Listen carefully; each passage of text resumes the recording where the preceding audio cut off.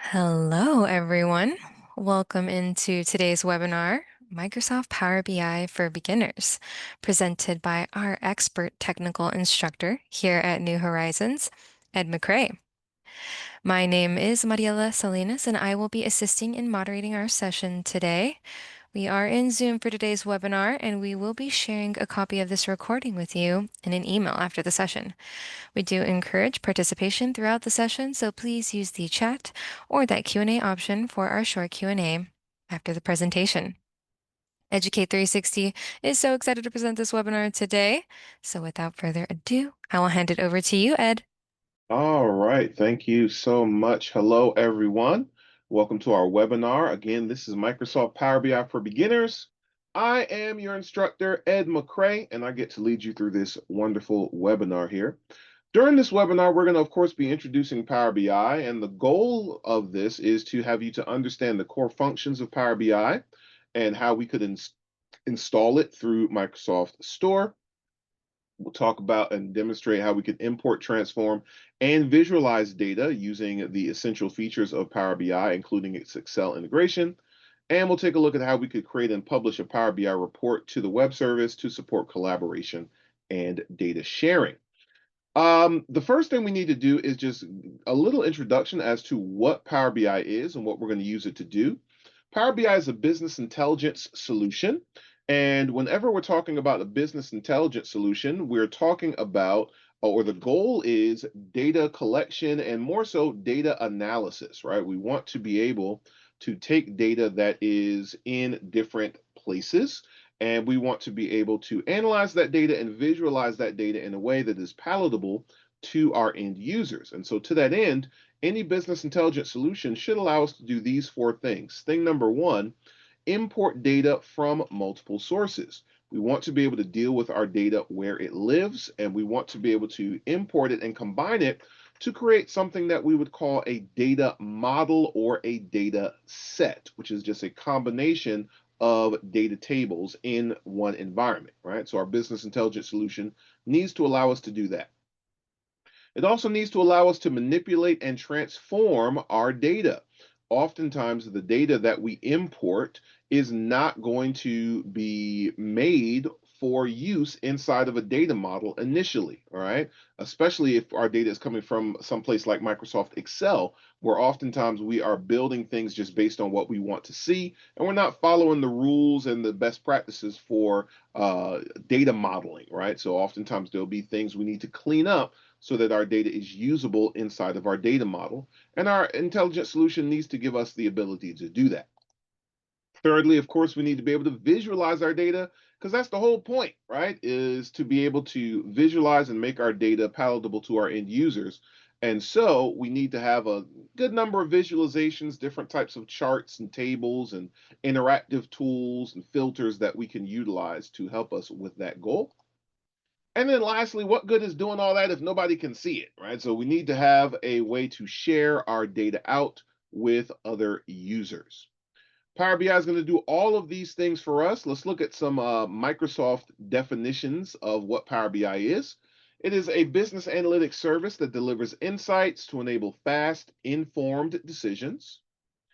We are able to transform data into stunning visuals and share them with colleagues on any device. We can visually explore and analyze data, whether it be on premises, meaning a actual local physical server, or in the cloud, and we can combine all of that data together in one view. We can collaborate on and share customized dashboards and interactive reports. I will define what a dashboard is and what a report is in just a moment, but we can create all those things and collaborate with other users on them. And then our data can scale out across our organization. So as our data grows, it should automatically be able to be incorporated into our data model. Now, there are three platforms by which we can access Power BI.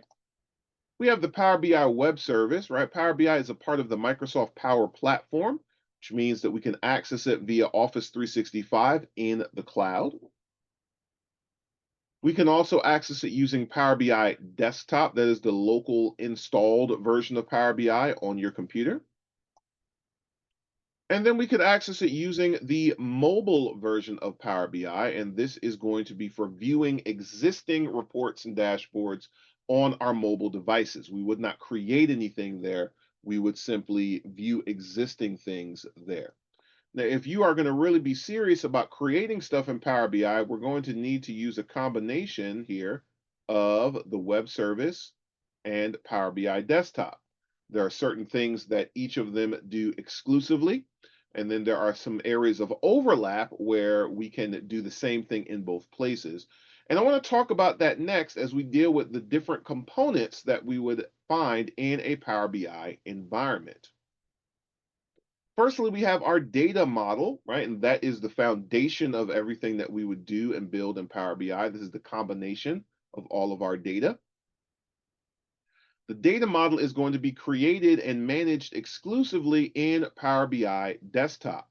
We will see a couple of options for managing the data model in the web service, but really all of the tools for building one and the majority of the tools for adding to one are going to be found in Power BI Desktop. We also have reports.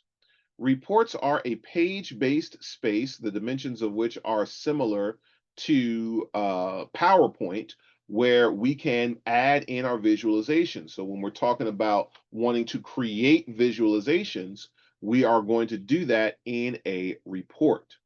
Reports can be created and managed in both the desktop and web service versions of Power BI. We're going to find the exact same reporting tools in both of those places. So oftentimes what's going to happen is we're going to create everything initially in Power BI Desktop, and we're going to publish it up to the web service. And from there, if we needed to edit anything, change anything, or even create a new report based on a model, we would do that in the web service. We wouldn't have to go back to the desktop version and republish unless we wanted to, or unless we made a change to the model itself. And then lastly, we have dashboards. Dashboards are a free-flowing space, kind of like a whiteboard, where we could take different visualizations from different reports and pin them together all in one space, right? This is a great way to tell a more overarching story that, different elements from different reports are going to speak to, right? Dashboarding is going to be done exclusively in the web service. We will not see any options for dashboard creation or management in the desktop version. So the way that our data is typically going to flow is we're going to start with connecting to and transforming our data. These are things that are going to be done exclusively in Power BI Desktop. All right. And then we are going to be able to explore and analyze our data, ultimately publishing it to the web service where we can begin to share and do other cloud-based things. Before I show you and do a demonstration of creating a data model, I want to show you a couple of these things that are already in existence here in the web service. So here I am in the Power BI web service in Office 365. And I'm in my workspace and I have several different models and reports and things in here that we can deal with. Let's just group these together so we can see everything separately. We're a couple of dashboards, several reports, and a few different models. Let's take a quick look at a data model here. And again, I won't be able to manipulate it here in the web service, but we can view it. I'm going to say open semantic model. And if you've done anything in like Microsoft Access or Power Pivot, right, this is going to look familiar to you. I have my different tables. I can see the relationships between those tables, and I can see all of the fields and things here, right? So this is what a model would look like.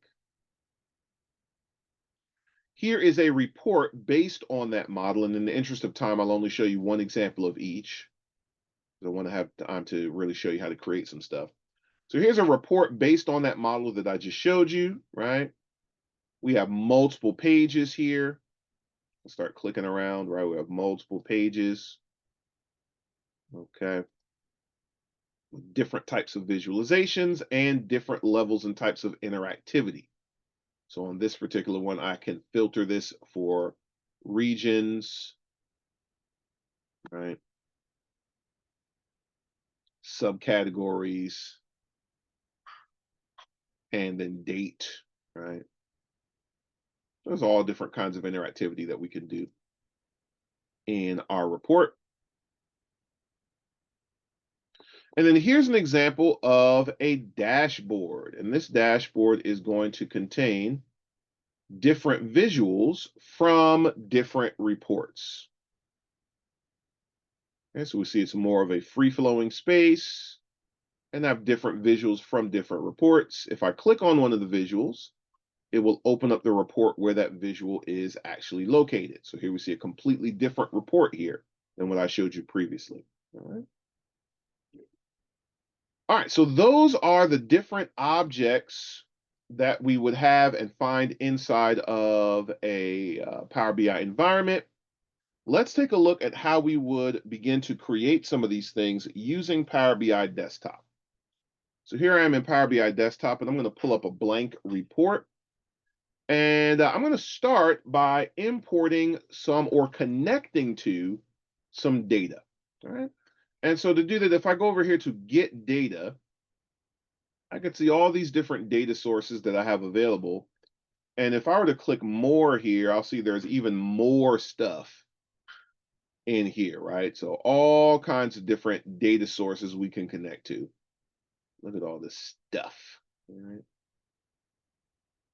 This is good.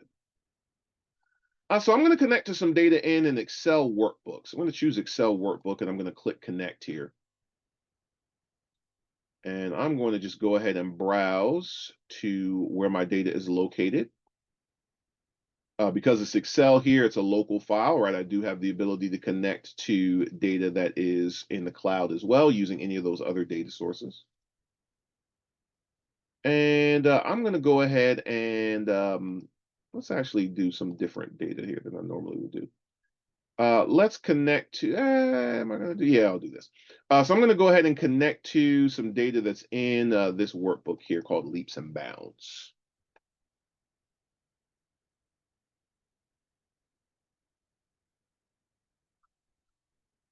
We'll let this load up here.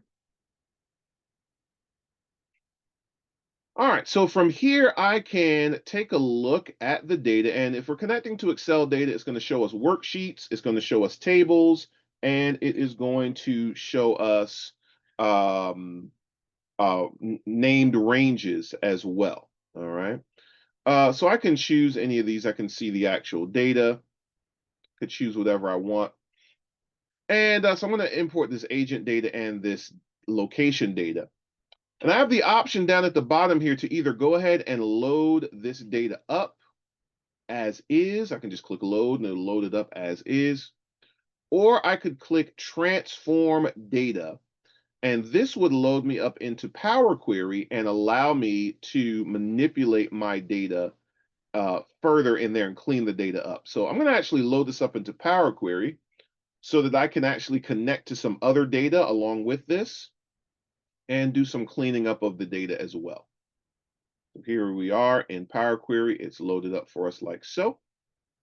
And I'm going to connect to some other data, and then we'll come through here and clean up this data a little bit. I'm going to go to New Source and connect to another Excel workbook. And I'm going to pull in this list of bookings here.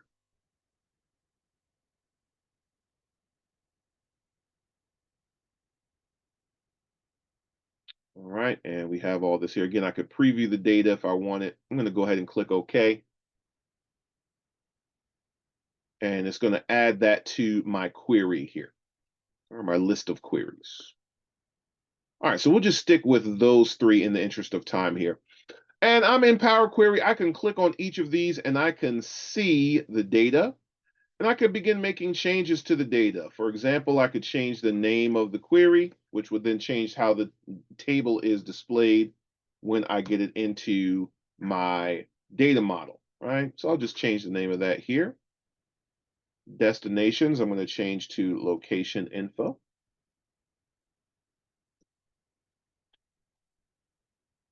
And let's change this to bookings. Or just to be on brand here, we'll say booking info. All right, now inside of here, I can begin to make changes to my data. I really don't want to change anything about locations or book. Actually, I do. I want to change the name of some of these fields in here. So I'm going to change the name of this to just city. You can get destination out of there, clean it up a little bit. And country. Yeah, and region. So I'm just double clicking to change the names here. And we'll change the name of this. Since we're going with a location thing, we'll just say location number. Matter of fact, I'll call it location ID. Now, all these changes I'm making are showing up over here in this applied steps area on the right, which means I can undo them anytime I wanted to, right over there on the right-hand side. All right, then we come down here to our booking information, and I want to make some adjustments over here as well. So a couple things I want to do. I'm going to get rid of this ID column because I don't need that. So I'm going to say remove on that. I'm going to change the name of some of these columns as well. Oh, this booking number, agent number, and location number. Right. And there are lots of things I could do if I wanted to filter my data out, if I wanted to split up a column, if I had a combined column I needed to separate, I could do that. There's all these different things up here that we're able to do. The one thing I will do is add in a new column that calculates the cost per day of each booking, right? So we have the length of stay and we have the amount. And so I want to do, matter of fact, let's change this instead of amount. Let's change this to vacation cost. Matter of fact, we'll say total cost.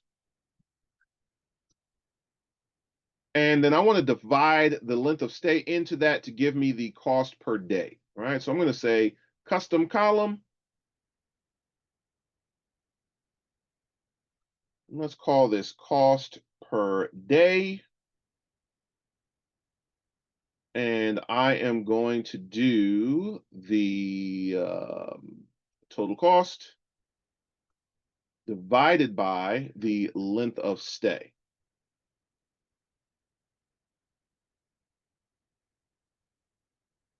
All right, and I'm going to go ahead and click OK.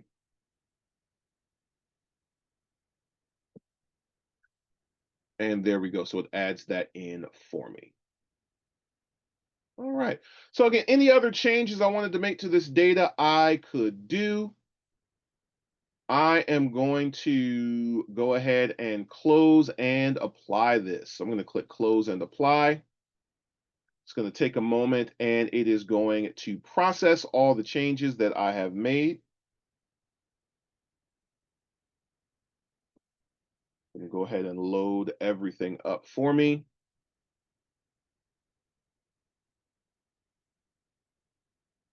While it's doing that, I want to mention that the type of querying we're doing here right now is called an import query.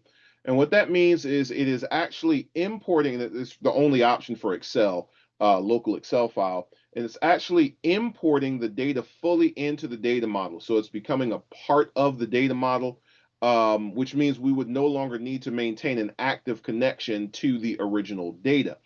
If we were dealing with like a database of some sort, then the other option would be to do something called a direct query. And that would be for if we wanted to maintain an active connection to the source data. And that would be great for something that needed to have more of a live update type feel. All right. But with Excel, the only option we have is to do an import query. All right. So here we are. Our data is imported. Let's look at it. I see it showing up over here in my data pane on the right. This is my report view, but I also have a table view. And this is going to give me the ability here to see all of my actual data.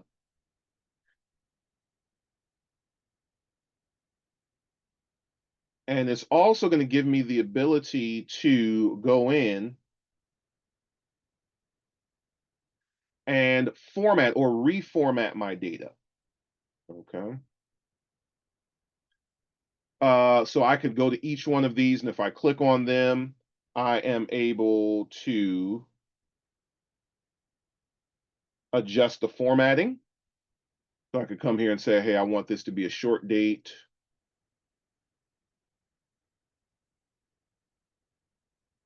All right, same thing over here.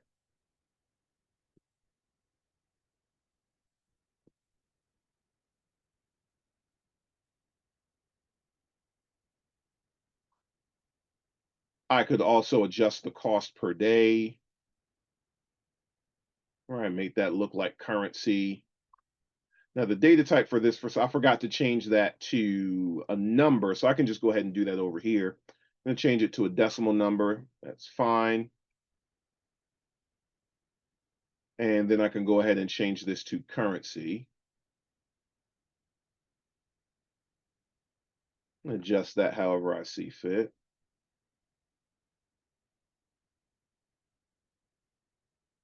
All right, same thing here, right? So we can go in here and we can adjust our formattings and things however it is that we want for our data.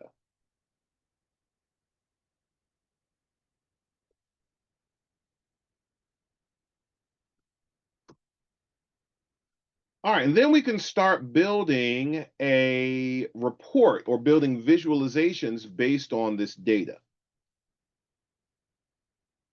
I'm going to go to report here, and I can start adding things in if I want to do so.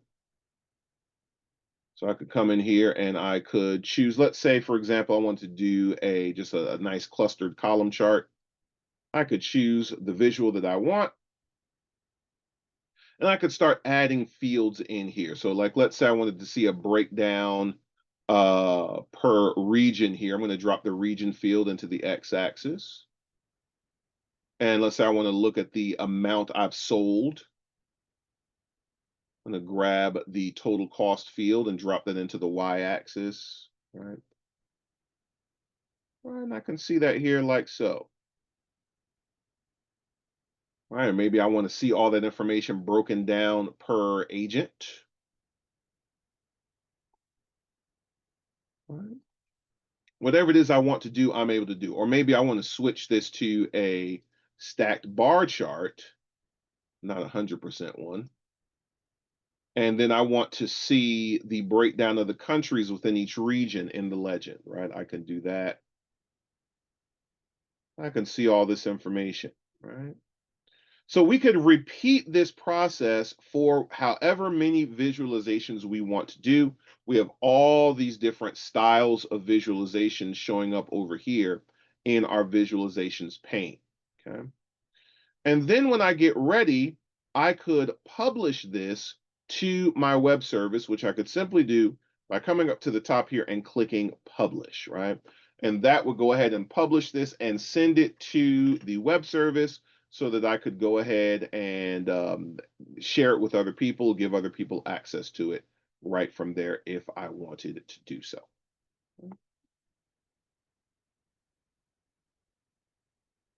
All right. So we have dealt here with the basics of how to connect to data. We understand what Power BI is. We understand how to import and transform and visualize it. We understand how to publish it as well. At this time, Mariella, I'll turn it back over to you, and let's see if we have any questions. Hey Ed, yeah, we had a couple questions come in, so thank you so much to our audience for all this amazing engagement. We had a question here from Crystal, I believe. Yes, the question is the data showing from multiple tabs in the Excel file? Question mark.